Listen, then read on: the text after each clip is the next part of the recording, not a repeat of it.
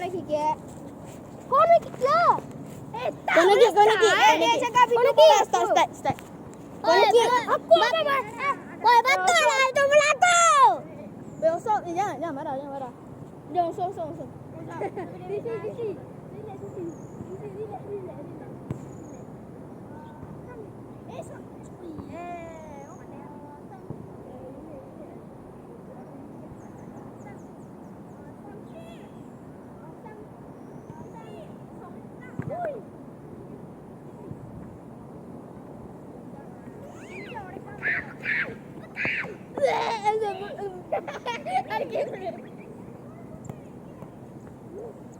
Vlog foto lah siut. Dah apa? Aku ada boleh buat. Yang kau pergi kata mu sama mari. Kau di mana? Cepat. Aduh.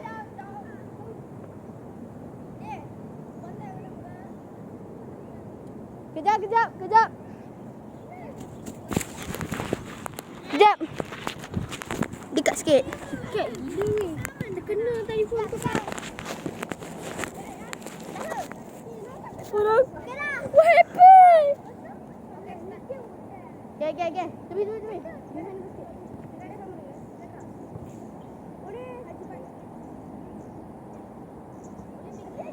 Sorry kalau gelap.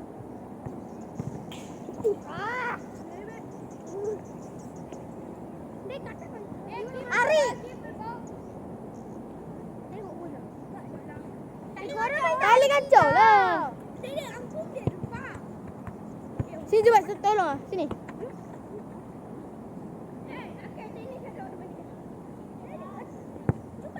Boleh.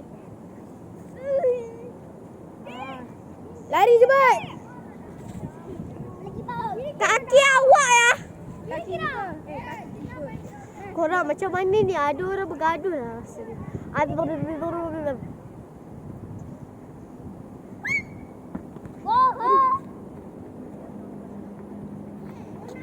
Gia depan. Ya Allah, tak lari. Tepi. Allah, TC pula. Jangan dia bagi merah lah. TC tu senang lah. Relax dulu. Duduk dulu. Oh, jangan nelfon aku Ulat. Ulat dah. Depan sikit. Enggak dah. Oleh. Oleh pun dekat customer. Anjing. Jaga TC. Takut. Tak. Kesikan mana? Ini ya, aja. Dari. Mantap lah. Pergilah Zulia. Tu kerja lagi. Ya, kebal. Kenapa yang kita kurang? Nak mana nak pilih? Hey! Oi, oleh! Lepas sikit. Guys, 2 save guys. Tu DC. Wow! Mantap lah, Ari.